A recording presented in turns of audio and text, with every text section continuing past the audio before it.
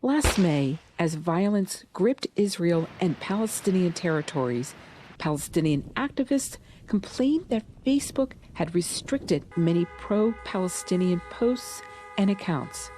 Facebook said its software that searches for hate speech had glitches.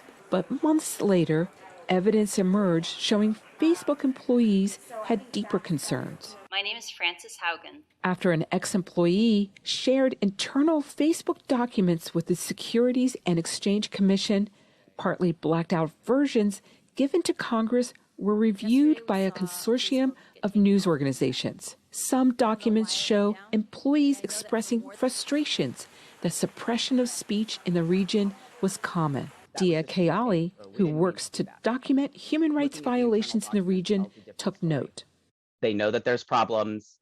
They're under-resourcing in them. There are staff that are pushing them to do a better job, and they're just not. The Facebook documents give a rare window into how the social media giant struggles to manage its services around the world. Frances Haugen, the whistleblower who leaked the documents, cited the case of Myanmar. That's where a Facebook human rights report found a failure to stop its services from being used to foment division and incite offline violence. A similar situation is happening in countries like Ethiopia, Haugen says, where misinformation and hate speech circulate because the company doesn't have systems to police harmful posts in key languages. What we saw in Myanmar and are now seeing in Ethiopia are only the opening chapters of a story so terrifying, no one wants to read the end of it. A spokesperson told VOA that the firm cracks down on abuse outside the U.S. with the same intensity as it does inside the U.S. But for many activists, the Facebook Papers disclosures are no surprise.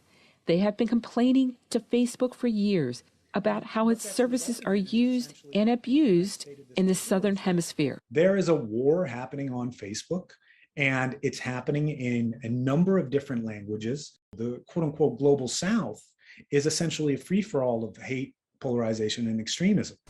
Lawmakers around the world are debating whether and how Facebook should be policed. And activists want the company to disclose even more information. We have to work together to solve these problems of content moderation because the internet is and must be global. So we need global solutions. Facebook, which recently changed its name to Meta, has long said its aim is to bring the world closer together. The challenge is whether it can do so safely. Michelle Quinn, VOA News. And again, those are all numbers that